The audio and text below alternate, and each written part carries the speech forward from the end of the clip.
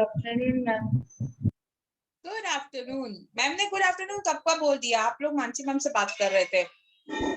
तो मैम मैं अभी ज्वाइन। सीएससी वालों के लिए कि सीएससी मतलब गुजरात बोर्ड वालों के लिए? बेटा क्या पूछ रहे हो? मैम वो हम लोगों को ज्वाइन होना है ना 6:30 को। बेटा आप सेंटर हेड से पूछ लो, मुझे नहीं पता। हाँ, आप अपना स्पॉटलाइट पे रख दो। Okay ma'am. दिया ठीक है। चलो अभी हमने लास्ट टाइम क्या किया था? बताइए। Index question. Ma'am index question बाकी है अभी। मैम पेज नंबर 6 पेज में। Number 3, Yes, ma'am. Page number हो गया, 6 हो गया। ओके चलो आप क्वेश्चन लिखो अपने उसमें। मैम पेज नंबर 9 में आए। मैम क्वेश्चन आपने मना बोले थे ना लिखने के लिए, हमने आंसर्स हाँ लिखे। लेकिन अभी मैं बोल रही हूँ ना लिखने के लिए, मैम हाफ है ना? पेज नंबर 9 में जो क्वेश्चन है ना वो तो लिखना पड़ेगा ना। हम कन्वर्ट किसको कर रहे हैं सेल्सियस में, वो हमको कैसे पता चलेगा?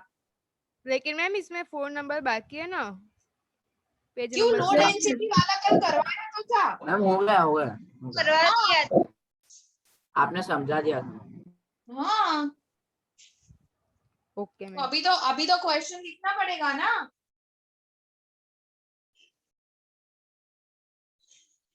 चलो हाँ प्रथम क्या हुआ?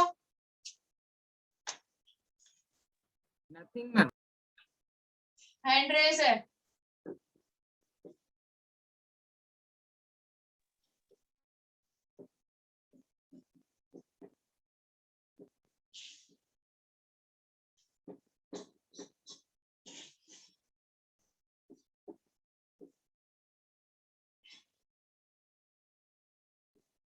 चलो इसका आंसर बताओ आप लोग। Ma'am 1 minute. सम हाँ प्रीशा बोलो। Ma'am 27 degree Celsius. Yes ma'am मैंने कल किया था। और इसका 300 मैम क्या? 300 डिग्री सेल्सियस। अच्छा किसी को ऐसा है कि यह आंसर नहीं आ रहा है? Then raise your hand. No ma'am. Second, what is the physical state of water?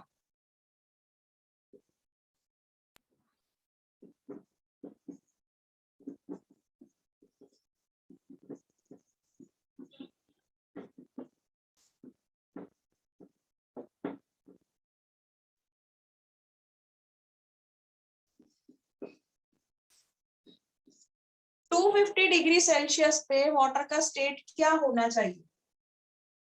Steam. Gases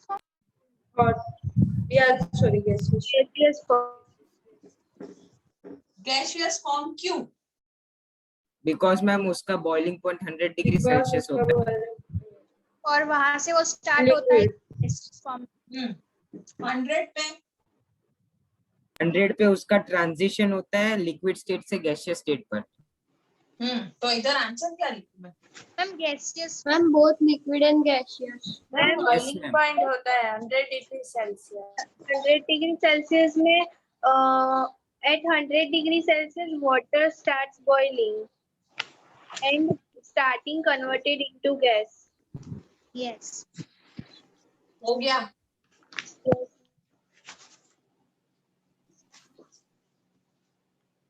For any substance, why does the temperature remains constant during the change of state? चलो, so I Ma'am, just हाँ बोलो क्या हुआ बेटा?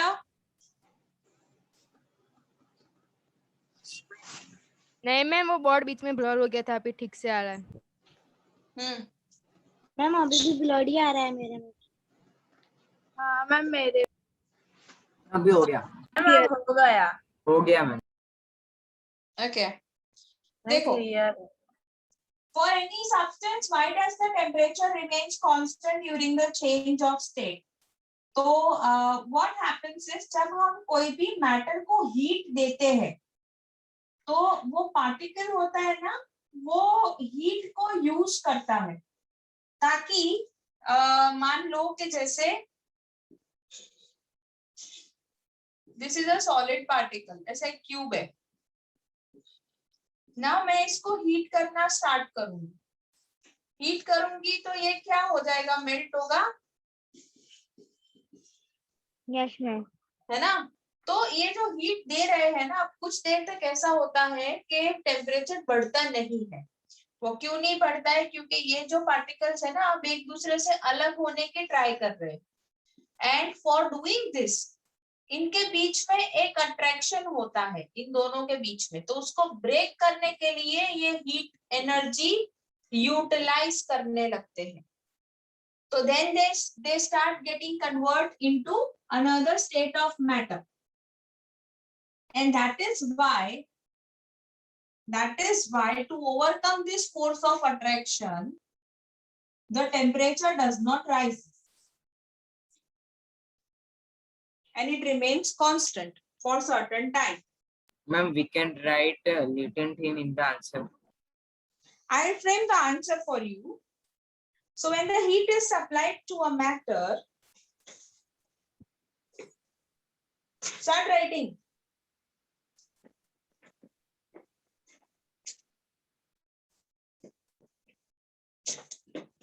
When a heat is supplied to a matter, comma, the particles use the heat. Ma'am हाँ, आप अभी कौन सा करवा रहे हैं?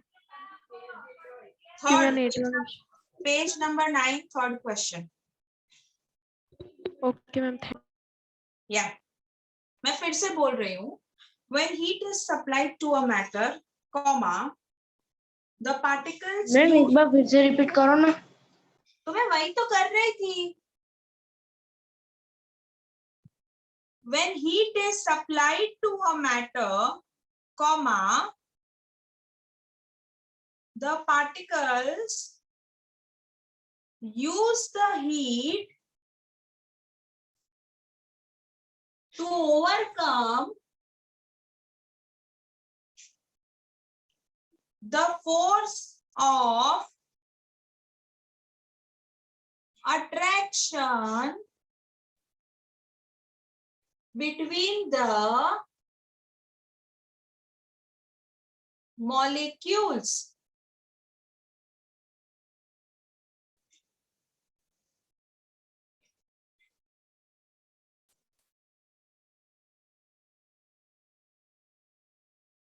Full stop. Next point. By doing so,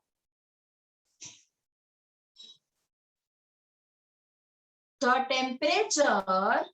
ma'am by doing के बाद क्या बोला? By doing so, so the temperature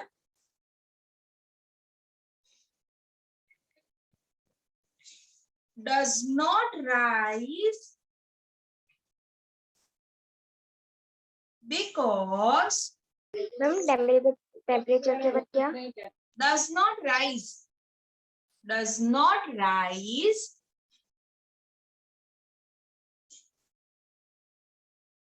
because the heat supplied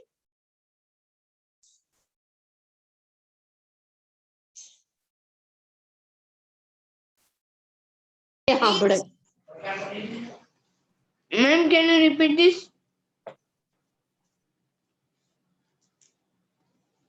from where do I have to repeat? Ma'am because के बाद। Because the heat supplied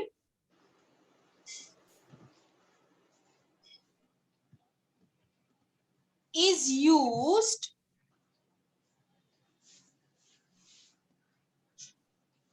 in overcoming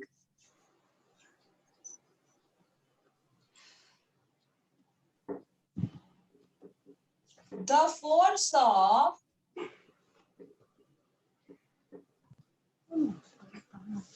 attraction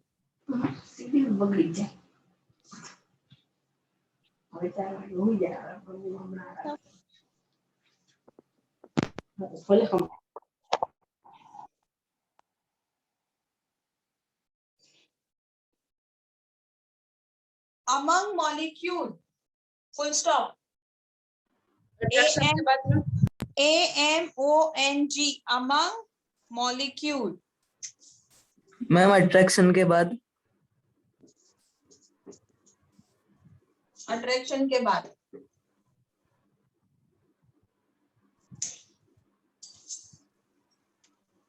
among molecule.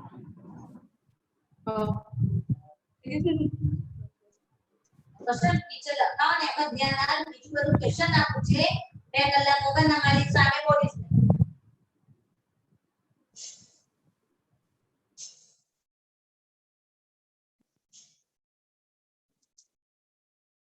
Next then continue करो. The temperature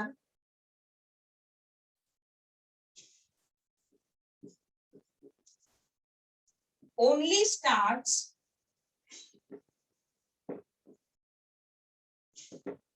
rising after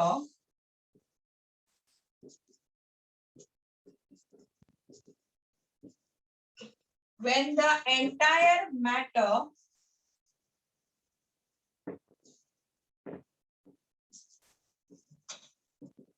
changes its state.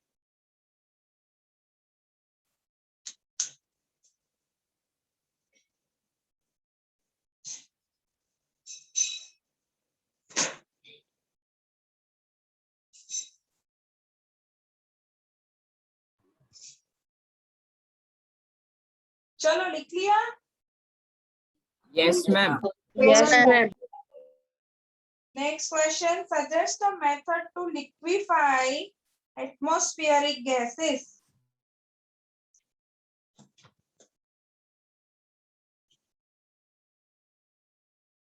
ये तो एक line का ही answer है.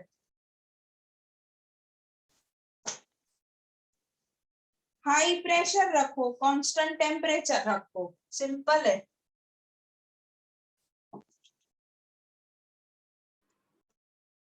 Ma'am ये भी डिक्टेट का क्या ना आई राइट डिक्टेशन में आप बहुत पूछते हो ना, काफी कुछ छूट जाता है. मैं फटाफट से लिख देती हूँ.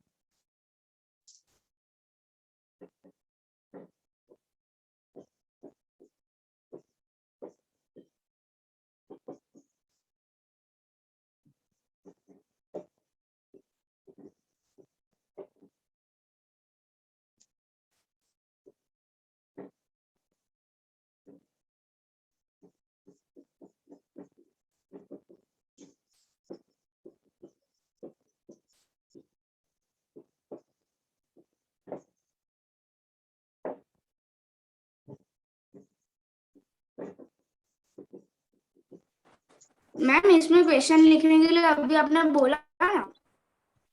मैंने इसमें नहीं बोला था, मैंने सिर्फ फर्स्ट में बोला था.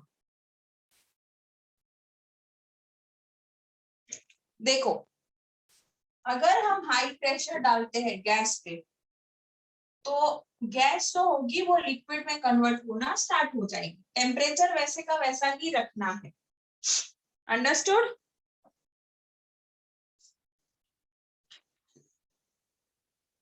Yes, ma'am. Yes, ma'am.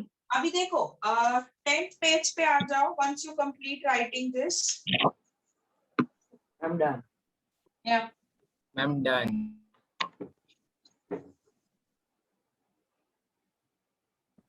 पांच question.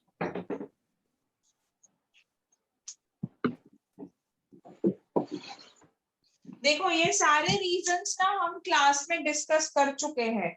So you can write it from your textbook. मैं हर एक क्वेश्चन पढ़ लेती हूँ.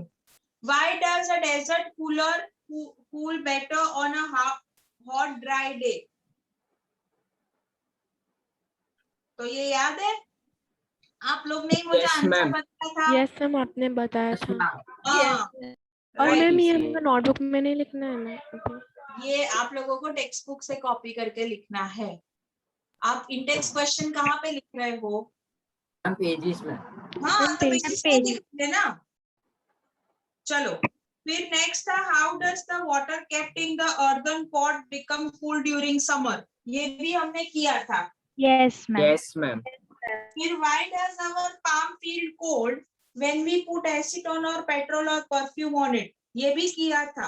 Yes, ma'am. Evaporation ज्यादा होगा। हाँ, राइट। फिर हमने ये भी किया था why are we able to sip hot tea or milk faster from a saucer than a cup? Yes ma'am. Yes ma'am. Yes, ma'am. और ये भी किया था कि which type of clothes should be wear in summer? और Yes सब ma'am. किए थे। हाँ, सब। अब ये मैं आपको बोल देती हूँ, ये आपको 2 टाइम्स लिखना है। ये जो 5 है ना, सिर्फ ये 5 आप 1 टाइम लिखोगे अपने होमवर्क बुक में और 1 टाइम लिखोगे अपनी क्लास वर्क। ये वाला क्वेश्चन आंसर, ठीक है? मैम क्लास वर्क में Okay. क्वेश्चन लिखना है? दोनों में क्वेश्चन लिखोगे आप इसके। ये तो जो जो फिर पेज नंबर textual- 10 वाले जो क्वेश्चन है ना, उसके हम क्वेश्चन और आंसर दोनों लिखेंगे, 2 टाइम्स लिखेंगे। एक हम होमवर्क में लिखेंगे, एक हम क्लास वर्क में लिखेंगे। Is it clear to everyone? Ma'am खाली पेज Yes, नंबर ma'am. 6 लिखना है ना मैम होमवर्क में? ये भगवान,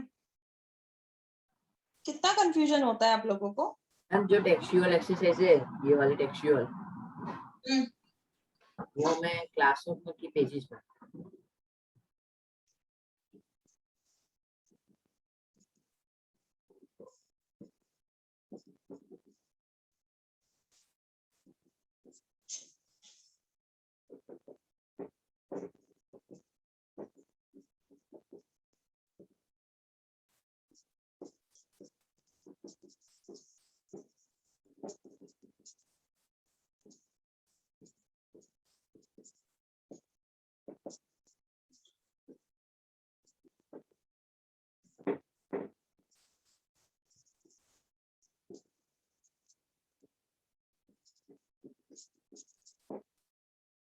अभी क्लियर है? Yes ma'am. Yes ma'am. All in text question यहाँ पे page number 10 question should be written. Ma'am मैंने सारे की क्वेश्चंस लिखे तो चलेगा ना? दौड़ेगा।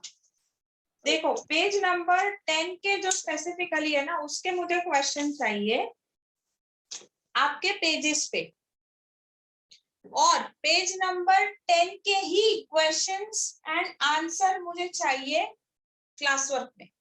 सो यहाँ और यहाँ पेज नंबर 10 का जो है वो आपको 2 टाइम्स लिखना रहेगा। बाकी जो भी क्वेश्चंस हमने आगे सॉल्व किए वो आप पेजेस में लिखोगे फॉर 1 टाइम। उसमें आप क्वेश्चन नहीं लिखोगे तो चलेगा, पेज नंबर 10 के अलावा, ठीक है? टेक्सचुअल एक्सरसाइज, टेक्सचुअल एक्सरसाइज आपको रीड करना है, ऑलमोस्ट उसमें भी सब कुछ कवर हो गया होगा बेटा।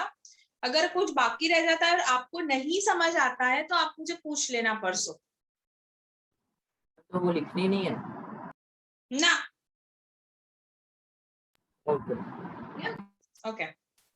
और मैम स्पाइरल भी सॉल्व कर देनी है ना? हाँ, स्पाइरल सॉल्व कर दो। अभी ये हमारा हो गया ना, अभी मैं आपको इसका वर्कशीट भेज दूंगी। अभी सेकंड चैप्टर। और मैम अगर स्पाइरल ना मिली हो तो मैम तो आपके सेंटर से मांग लो। मैम सेकंड चैप्टर ना आ गई। अरे 1 मिनट, वो मैं डिसाइड करती हूँ, थोड़ा रुक तो जाओ। चैप्टर 1 की वर्कशीट आ गई मैम पहले से। तो ना हमारे स्कूल में अभी 5th करवाएंगे इसलिए। हाँ, अभी what you need to do is just raise your hand जिसके स्कूल में 5th चैप्टर चल रहा है। मैम हमारा मैम खत्म हो गया। 5th चैप्टर कंप्लीट हो गया। 5th 6 करवा दिया हो, सुन लो, 5th करवा 6 दिया कंप्लीट हो या फिर करवा रहे हैं, in both the cases please raise your hand. आप जो पीडीएफ भेजोगे उनका हमको होमवर्क में फाइल में लिखनी है के नोटबुक में मैम। होमवर्क में और अभी मुझे इसके बाद किसी ने ये क्वेश्चन पूछा ना, तो वो मेरे क्लास में नहीं बैठेगा, क्योंकि right from last 3 lectures you are asking me this question repeatedly. अभी ये होमवर्क में लिखना है या ये क्लास वर्क में लिखना है ना, you ask to your centre head. आपको क्लियरली बताया गया है सब लोगों को कि आपको होमवर्क पेज में करना है. उसमें होमवर्क में आपको वर्कशीट करनी है और आपको स्पाइरल करनी है. अब होमवर्क में हम जो देते हैं मेंशन करके कि ये होमवर्क है, वो भी आपको पेजेस में करना रहेगा. अब तक आप लोग ने जो कर दिया है वो हम कंसिडर फर्स्ट टाइम के लिए कर लेंगे. नेक्स्ट टाइम से जो होमवर्क मिले वो आप पेजेस में करोगे. अब वर्कशीट के लिए जो आपको नहीं आते हैं वो आप मुझे पूछ सकते हो. So it goes with your textual questions. अभी कोई भी डाउट है? No doubt. No, ma'am. Okay. No doubt. Fifth chapter वाले 7 तो है. सेकेंड चैप्टर वाले कितने हैं जिनकी स्कूल में सेकेंड चल रहा है और फिफ्थ नहीं मैम. चला? हाँ मैम एक स्कूल से एक ही ना. मैम बोलो. मैम हमारा स्कूल में सेकंड चैप्टर कल फिनिश हो जाएगा और कल ही मैम फिफ्थ चैप्टर चलाने वाले हैं. काव्या आपका कौन सा स्कूल है? त्रिपदा. त्रिपदा. फर्स्ट चैप्टर हो गया Kavya? Yes ma'am. Okay, no issues. चलो, त्रिपदा के अलावा सेकंड चैप्टर कहाँ पे है? कितने लोग वाले मैम सेकंड चैप्टर वाले? हमारे स्कूल में 5th कंप्लीट हो गया और 14th चला रहा है. हम अभी फिफ्थ पे ही, अरे फिफ्थ और सेकंड पे ही फोकस कर रहे हैं बच्चे. मैम एक मिनट, अभी मेरा क्वेरी क्लियर हो जाने दो. फाइनली सेकंड वाले हाथ उठा लो. Hand raise for second chapter.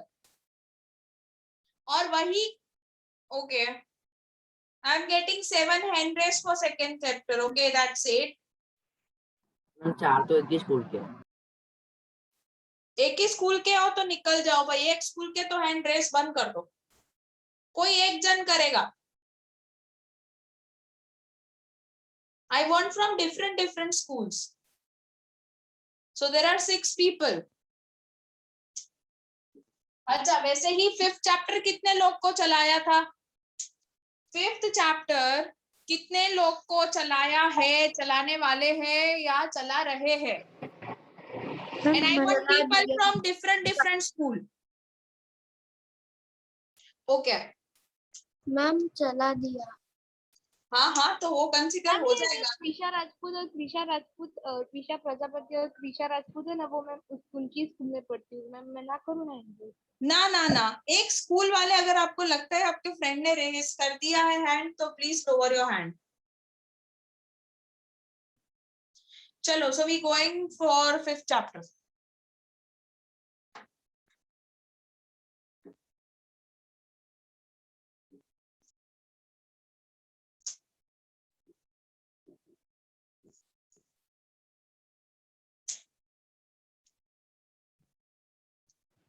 Ma'am, can we lower our hands? Yes, you may.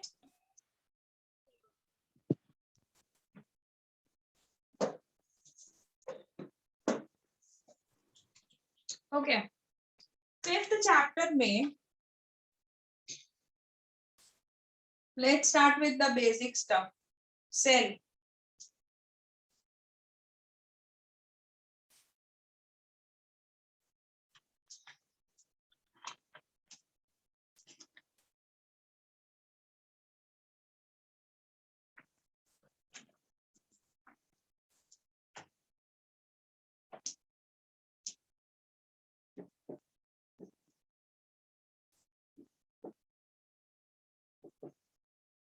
और फिजिक्स में क्या चल रहा है अभी?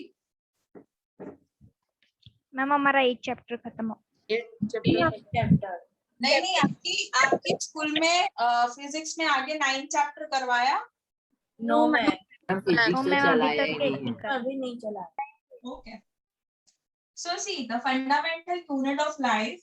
Now मैम ये हम होमवर्क में लिखे थे, होमवर्क नोटबुक में. ये क्लास वर्क में लिखोगे ना, जो फोटोज लेते हैं वो.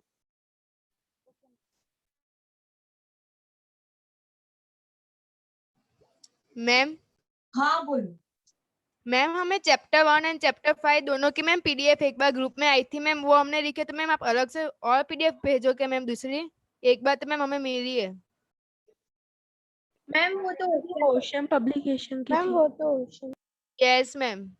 ओशन वो- पब्लिकेशन की नहीं, उस पे मेरा वर्कशीट लिखा होगा। वर्कशीट लिखा है क्या? वर्कशीट नहीं होगा। नो नो मैम, वर्कशीट नहीं है, वर्कशीट नहीं लिखा, खाली ओशन पब्लिकेशन तो की मैम है। वो सिर्फ नोट थी। नोट्स और वही सब दिया था। हाँ वो नहीं, उसमें से तो आपको पढ़ना है, लेकिन मैं जो दूंगी वो तो सॉल्व करने रहेंगे क्वेश्चंस आपको, ठीक है? ओके मैम, तो मैम वो नहीं लिखे ना हम इसके लिए? ना ना ना ना, वो तो कितनी पढ़ी है।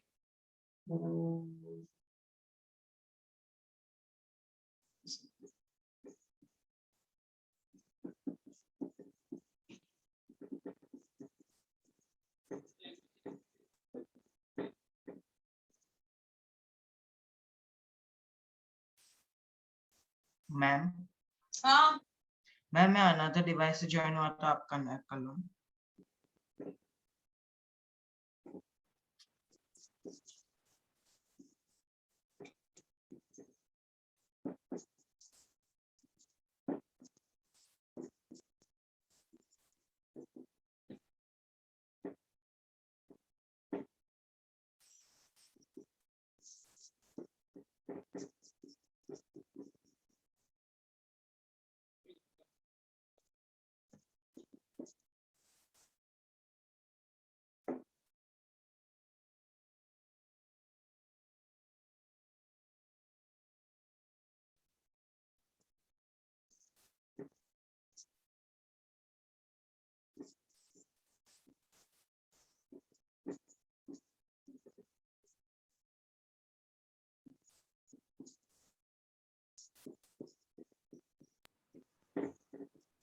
मैम हम आपके साथ लिखते जाए या फोटो खींच?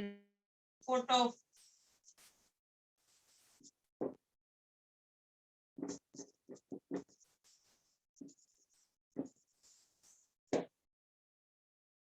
Okay.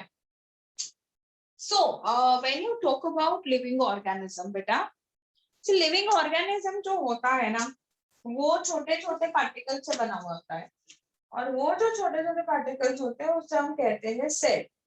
Cell is basically a small room बोल सकते हो, स्मॉल जैसे बोलते हैं ना कि इट्स अ सेल, हम जेल जो होता है उसको भी सेल बोलते हैं। तो एक छोटी सी रूम होती है, तो उसे हम सेल कहते हैं, और यही cell it acts as a fundamental and structural unit of our body. So basically हमको पता है कि हमारे अर्थ पे बहुत सारे टाइप के ऑर्गेनिजम्स रहते हैं बेटा, और हर एक ऑर्गेनिज्म ना बहुत अलग दिखते हैं। जैसे हम डॉग है, कैट है, एलिफेंट है, हम सबसे अलग दिखते हैं, राइट? वो लोग भी अलग है। So we are like having our own community. Next comes के जो ये लिविंग ऑर्गेनिजम्स होते हैं ना, बहुत टाइप के होते हैं, जैसे archaebacteria, eubacteria, protista, fungi, plant and animal, जो हम ऑलरेडी हम पढ़ने वाले हैं इन 7th चैप्टर। हम हर एक को पढ़ेंगे, तो मैं अभी नहीं लिख रही हूँ क्योंकि आप डर ना जाओ। सो बेसिकली जितना भी लिविंग ऑर्गेनिज्म है ना अर्थ पे, उनको इस 5 कैटेगरी में डिस्ट्रीब्यूट किया गया है। अब सेल की बात करें तो सेल का एक्चुअल डेफिनेशन क्या है, तो वो मैं इसके बाद लिखूंगी, बट सेल का एक्चुअल डेफिनेशन है कि cell is a basic structural and functional unit of living organism. वो सेल स्ट्रक्चर भी बनाता है और डिफरेंट डिफरेंट फंक्शन भी करता है लिविंग ऑर्गेनिज्म में। तो अच्छा, स्ट्रक्चर तो समझ आ गया कि चलो लिविंग ऑर्गेनिज्म में हाथ बनाया, पैर बनाया, आंखें बनाई, जो भी है, लेकिन फंक्शन क्या करता है? तो फंक्शन में जैसे हमारा रेस्पिरेटरी सिस्टम है, हमारा रिप्रोडक्टिव सिस्टम है, न्यूरल सिस्टम है ब्रेन से कनेक्टेड, कार्डियक सिस्टम है हार्ट से कनेक्टेड, हमारा लोकोमोशन है जहाँ पे हम मूव करते हैं, ये सब कुछ सेल करता है। So basically it is doing all these functions and that's why it is structural and functional. Unit of living organism. इतना समझ आया बेटा? Yes ma'am. Yes, ma'am. Ma'am पता चला। ओके चलो। Yes, ma'am. Now talking ahead, हमारे पास ना basically बेटा दो टाइप के ऑर्गेनिजम्स है। जैसे सेल है, एक ऐसे जिसमें सिर्फ एक सेल है, जैसे अमीबा है, पैरामोशियम है, सो उनमें सिर्फ एक ही सेल है, जहाँ पे जितना भी एक्टिविटी करना है ना, जैसे हमने बोला कि इंजेक्शन ऑफ फूड करना है, फूड को अंदर लेना है, खाना है, तो वो एक ही सेल करेगा, वही सेल उसको डाइजेस्ट करेगा, वही सेल उसमें से न्यूट्रिएंट लेगा, वही सेल फिर एक्सक्रीशन भी करेगा, वही सेल उसका न्यूरल पार्ट भी होगा। सो बेसिकली इनमें सिर्फ एक सेल है जो सारे फंक्शंस कर रहा है। और जब हम मल्टी सेल्यूलर की बात करते हैं तब ये एक सेल नहीं होता, बहुत सारे टाइप के सेल होते हैं और कुछ कुछ सेल को कुछ काम दिया होता है। जैसे अभी हमारे घर में होता है वैसे, अब हमारे घर में कैसे होता है, देखो जो ह्यूमन बॉडी होती है बेटा, अच्छा घर की बात करते हैं, तो घर में आप लोग क्या करते हो, मम्मा ने कुछ छोटा बड़ा काम बता दिया वो करते हो, you help your mother right. उसके अलावा मम्मा क्या करते हैं, so she does cooking, she goes to work, so she does this both chores. उसके बाद पापा क्या करते हैं, papa goes to office, papa helps everyone in the home, then mama helps with your homework. So सबका duty assign है। ऐसा तो है नहीं कि सब कुछ कोई एक ही कर रहा है, जैसे आप लोग ही ऑफिस भी जा रहे हो, स्कूल भी जा रहे हो, आप लोग खाना भी पका रहे हो, आप लोग घर का काम भी कर रहे हो, आप अकेले नहीं हो, घर में सब कुछ डिवाइडेड है, सब काम कर रहे हैं। So that is the division of labour which is nicely done in multicellular organism, whereas unicellular में तो सब कुछ एक ही सेल करता है। ठीक है, हमारी ह्यूमन बॉडी में बेटा 200 टाइप के डिफरेंट सेल्स है। हमारी बॉडी ना बहुत ही कॉम्प्लेक्स है और इसीलिए हर एक सेल का खुद का एक फंक्शन है। समझ गए? Yes ma'am. Good. Yes, ma'am. आज यस ना मैम। ओके, आज मैं आप लोगों को एक डिफरेंस भेज रही हूँ, आज भेजूंगी, ठीक है। सो मैम अभी स्क्रीनशॉट ले लें। अभी नहीं, आज बोला मैंने, अभी नहीं बोला। ये बोर्ड वाला स्क्रीनशॉट ले लें। क्या बेटा, क्या बोल रहे हो? बोर्ड बोर्ड वाला स्क्रीनशॉट लेना है या अपने पे लिखा है? हाँ हाँ, मैं बोलूं तब लेना ना बेटा, मैं पहले एक्सप्लेन कर लूं ना, सुन तो लो मुझे, है ना। चलो अभी yes. So basically what I am trying to say is what I will be sending you, that is the difference between unicellular and multicellular organism.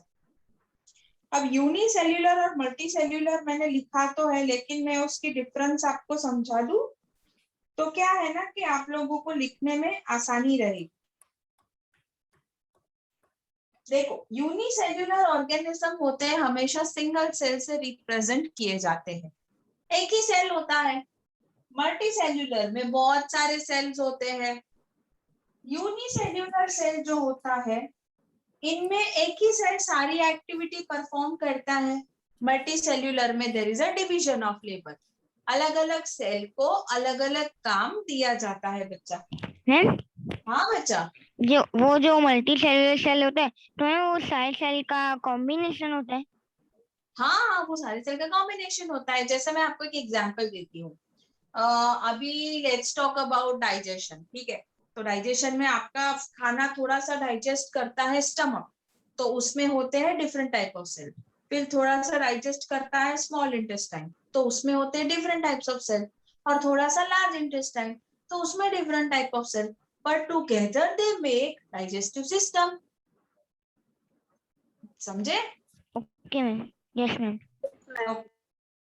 अब बेसिकली रिप्रोडक्शन की जब बात करते हैं तो रिप्रोडक्शन में यूनिसेल्युलर के पास तो सिंगल ही सेल है तो उसी से करने वाला है, लेकिन मल्टी सेल्युलर में जब रिप्रोडक्शन की बात आती है तो और एक सेल होता है, ठीक है, जिसे हम कहते हैं germ cell, GERM, germ cell, और that is responsible for reproduction.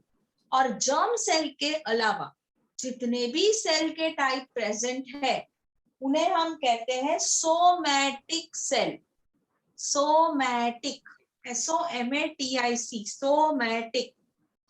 ये मैं जो आपको डिफरेंस भेजूंगी ना उसमें सब कुछ है बेटा। सोमेटिक सेल क्या वर्क करता है बॉडी में? अदर देन रिप्रोडक्शन, जैसे भी डाइजेशन बताया, फिर एक्सक्रीशन करेगा, फिर हार्ट बीट को पंप करेगा तो वो कार्डियक हो गया, उसके बाद ब्रेन को हेल्प करेगा काम करने में तो वो न्यूरल हो गया, हाथ पांव चल रहे हैं, आप दौड़ रहे हो, आप मूव कर रहे हो तो मूवमेंट हो गया बेटा।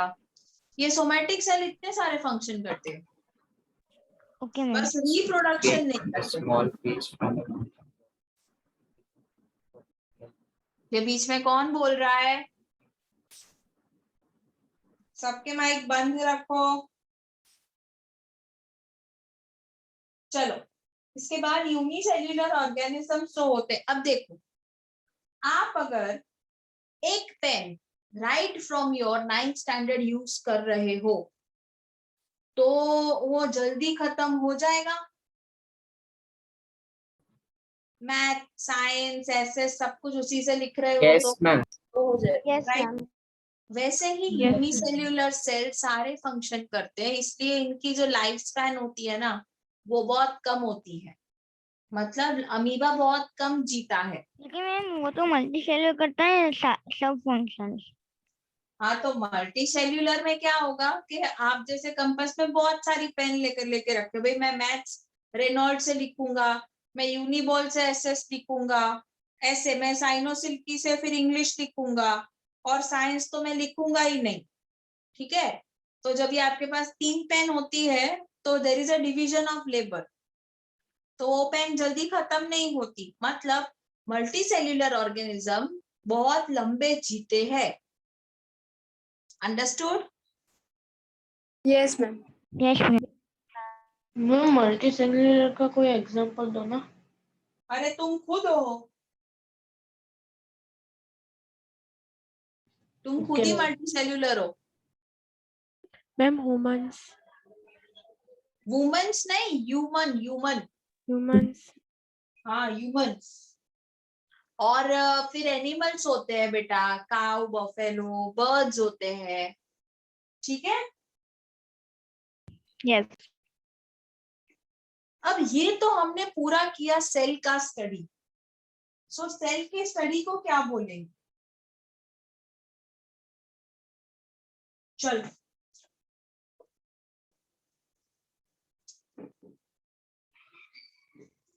सेल के स्टडी को बोलेंगे हम cell biology.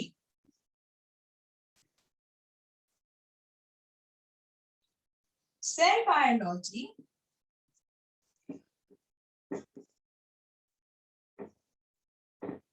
is the study of cells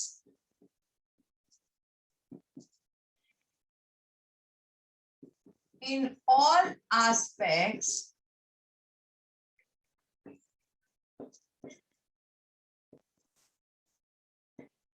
of structure and functions.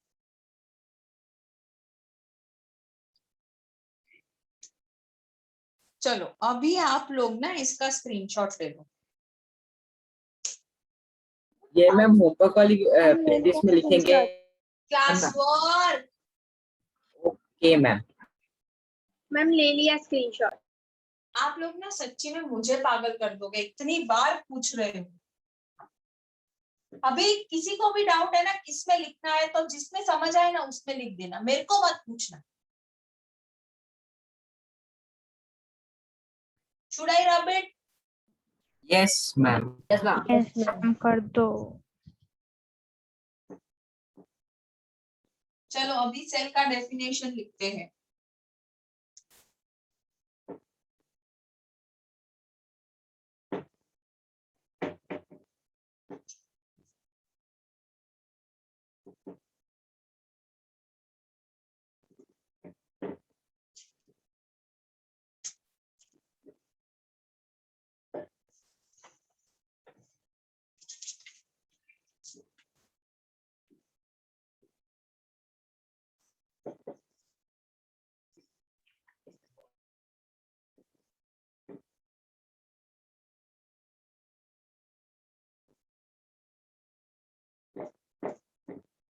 Cells are the fundamental structural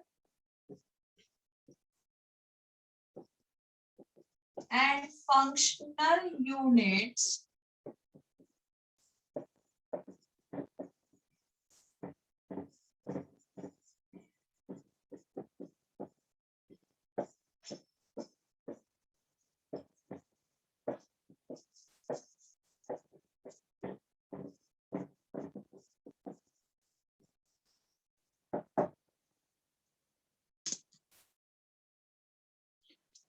So this is the definition of cell.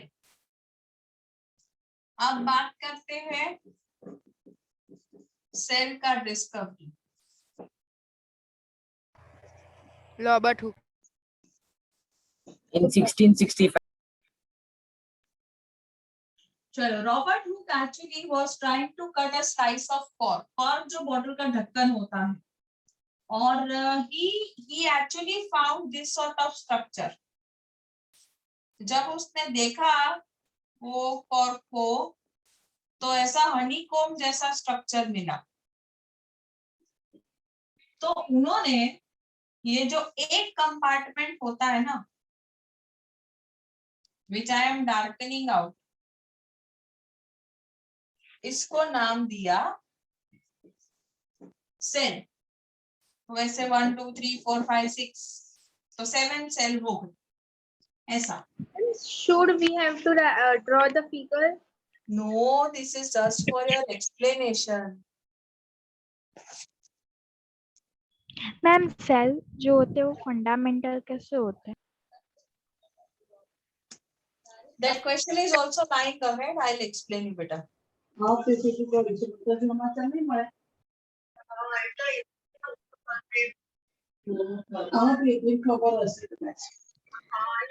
પણ મારા ઉપર હું સજા ન હતી.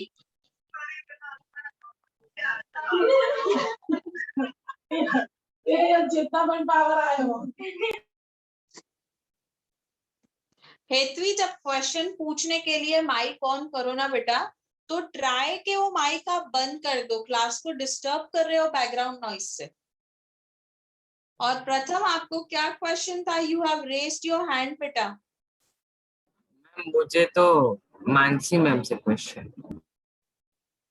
नहीं, अभी she'll enter around 3:25 or 3:30. So till that time, yeah, you study with me.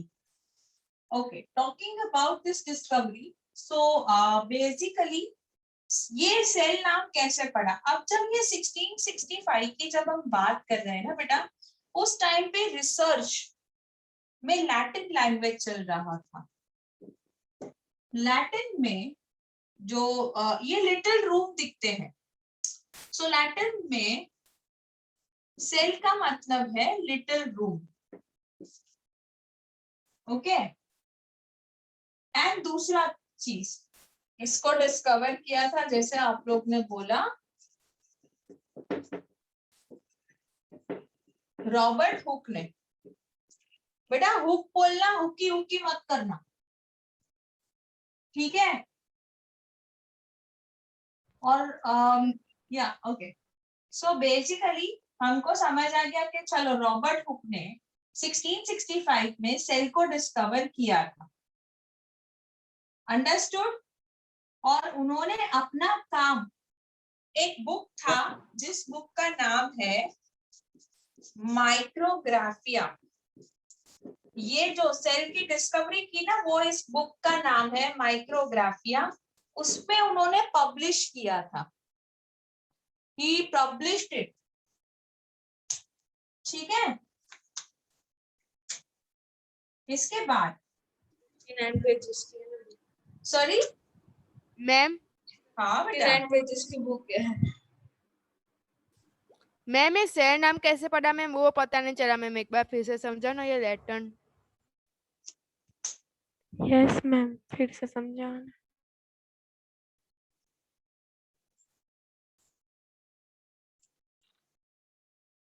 Robert Hooke ने, आपको पता है वुडन ढक्कन आते हैं बॉटल पे. Yes ma'am. तो ये वुडन ढक्कन को लिया, डेड सेल होते हैं इसमें, मैम इसको कॉर्क कहते हैं। इसे कॉर्क कहते हैं। अब इसका एक छोटा सा ब्लेड से स्लाइस लिया, उसको उन्होंने माइक्रोस्कोप में देखा तो उनको ऐसा स्ट्रक्चर दिखा। ये छोटे छोटे रूम्स है ना, उनके लिए तो ये छोटे छोटे बॉक्स थे, तो उन्होंने इसको नाम दिया सेल, जिसका लैटिन में मतलब होता है लिटिल रूम। समझ आया? Yes ma'am. Yes ma'am. और ये काम उन्होंने किया था 1665 में बेटा। और ये काम करने के बाद उन्होंने वो काम को, जैसे हम न्यूज़पेपर में शेयर करते हैं, वैसे ही shared it in a book known as Micrographia. Ma'am हाँ जी। मैम वो कहते हैं मैम पहले ये जब शेयर देख रहे हैं मैम तब माइक्रोस्कोप नहीं था, तो मैम रॉबर्ट हुक ने खुद का माइक्रोस्कोप बना के देखा था, तो क्या मैम ये हाँ, सही अभी है? बहुत देर है, आई विल एक्सप्लेन एवरीथिंग। आप लोग एक काम करो ना, मैं पेन भेज देती हूँ, पढ़ लो ना, मेरी जरूरत मैम ही मैंने नहीं है सुना आपका। था। मैम देवांश एक मिनट, आपने सुना था वो सब बात सही है बेटा, लेकिन लेट अदर्स एक्सप्लेन ना। The chapter is done in your school, so you are talking about it, but नहीं लेट मैम, अदर्स मेरे आल्सो स्कूल में लर्न नहीं ना। चला। मैम मेरे स्कूल में नहीं चला ये चैप्टर, चलाएंगे मैम, पहले 8 चैप्टर चला रहे। मैम मैं नहीं हूँ, ये देवांशी है। देवांशी। हाँ देवांशी, सॉरी। हाँ मैं हूँ। हाँ, तो मैंने करेक्ट कर दिया, but the thing is I explain you each and every point. मैं ये भी बताऊंगी कि इलेक्ट्रॉन माइक्रोस्कोप कब डिस्कवर हुआ था और इन्होंने कौन सा माइक्रोस्कोप यूज किया था, ठीक है? तो आगे आगे मत भागो मेरे लेक्चर में। किसी को कुछ पूछना है? मैम यहाँ तक हाँ बोलो। मैम मैम ये कॉर्क है। ये कॉर्क है मतलब ये कॉर्क है। मैम मेरे वीडियो में देखो ना एक बार।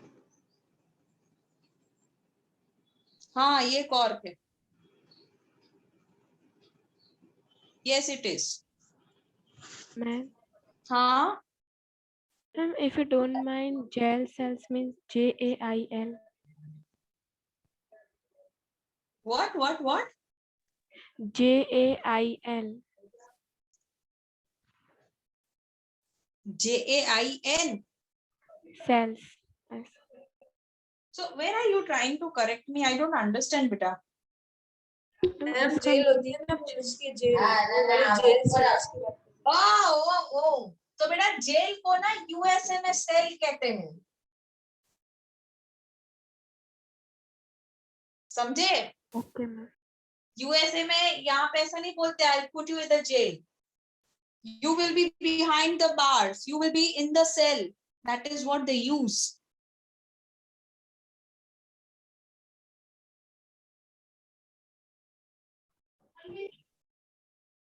चलो यहाँ Yes, तक ma'am. क्लियर Yes, हो? ma'am. Yes, yes ma'am. Yes ma'am. इसके बाद ना इसी डिस्कवरी से बहुत सारे साइंटिस्ट ने डिस्कवरीज की बेटा। जैसे 1674 में there was one scientist जिसका नाम था एंटोन वॉन ल्यूवेनहुक। इसकी स्पेलिंग बहुत अच्छे से ध्यान से याद कर लेना, ल्यूवेनहुक।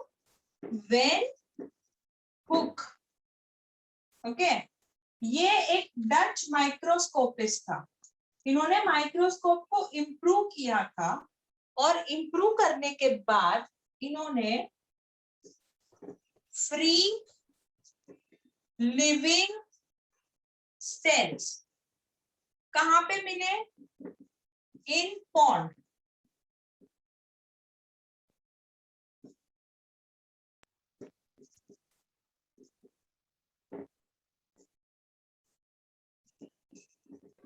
मैम मैम वो डच वाला पॉइंट बोर्ड पे लिख के बताओ ना, आपकी आवाज कट हो रही थी इसलिए मुझे सुनाई नहीं दिया। हाँ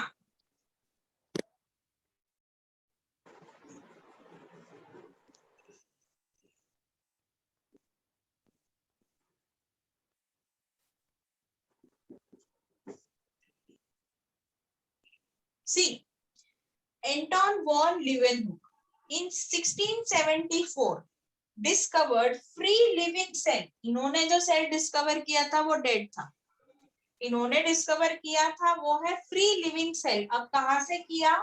तो पॉन्ड वाटर में से। कैसे किया? तो ये थे Dutch microscopist, microscopist who can improve microscope. ठीक है, तो उन्होंने इम्प्रूव करके फिर ये सेल को, लिविंग सेल को डिस्कवर किया था। Is it fine? Yes ma'am. Okay, screenshot ले लो बेटा।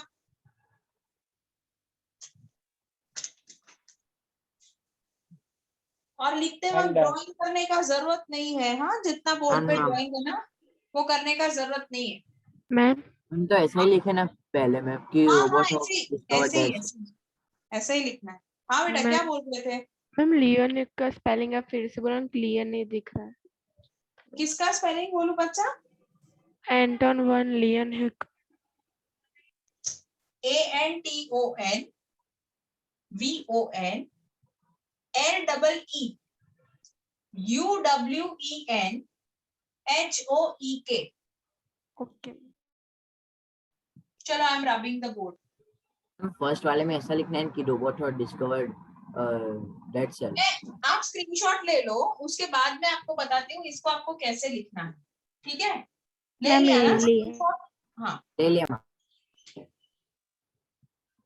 सी आपको क्या करना है मैं आपको बता देती हूँ। आप अपना जो पेज है ना उसको 3 पार्ट में डिवाइड कर दो।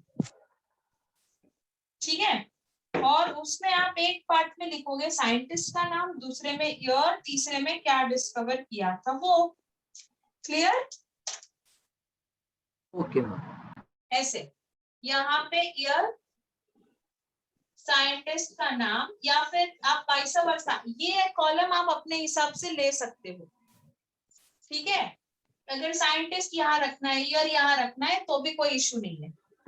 और यहाँ पे उनकी डिस्कवरी। अंडरस्टूड? तो ऐसे आप लिख देना बेटा। Okay ma'am. चलो, आई मूव अहेड। इसके बाद आए थे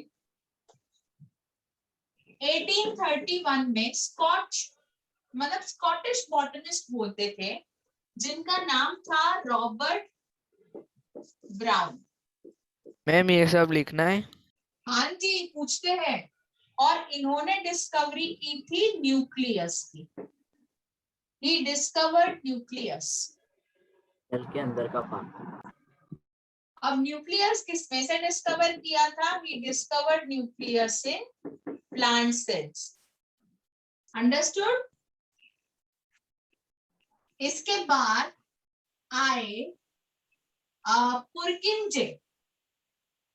He came in 1839. J.E. Purkinje. He came in 1839. Basically, he was a physiologist. तो इन्होंने टर्म कॉइन किया। He coined the term protoplasm. इन्होंने प्रोटोप्लाज्म को कॉइन किया। इसके बाद हैकल आए in 1866। ओके, और इन्होंने, मैम हाँ बोलो। ये साइंटिस्ट के लेफ्ट साइड का क्या लिखा है आपने? ये मैम वो स्क्रीन छोटी बड़ी इसलिए मैम दिख नहीं रहा साइड का। अभी नो मैम, अभी नहीं दिख रहा। मैम क्लियर है। यस मैम, तो है। हो गया। ईयर लिख रही हूँ मैं यहाँ पे साइंटिस्ट के नाम लिख रही हूँ, यहाँ पे डिस्कवरी लिख रही हूँ। मैम ये वहाँ पे दिख नहीं रहा था कैमरा का। हाँ, ओके ओके ओके, चलो, हैकल ने क्या डिस्कवर किया?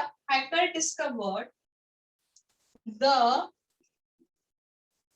Nucleus was responsible for storing and transmitting मतलब ट्रांसफर करना, hereditary characteristic.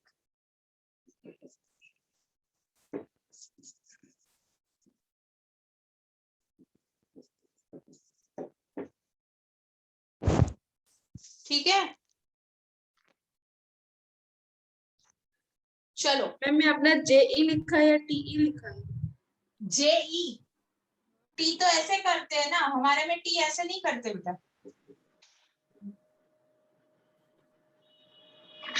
चलो इसकी फोटो ले लो। अब यहाँ पे ना इस पेज को वेकेंट रखना और 3 साइंटिस्ट का आपको पढ़ाना बाकी है बेटा। ठीक है, फटाफट से इसका स्क्रीनशॉट ले लो। Ma'am Yes. एक बार स्टोरिंग के बाद क्या लिखा है? Storing and transmitting hereditary characteristic. मेरे में पता नहीं है। बेटा इसकी फोटो ले लो ना। मैम ले लिया। ओके चलो, आई एम लीविंग। मैम एक सेकंड, ये जरा हो ही नहीं रहा है।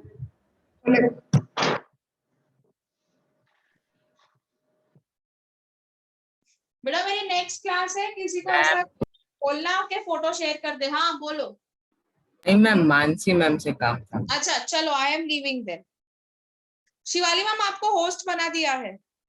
हाँ जी मैम, ठीक ठीक।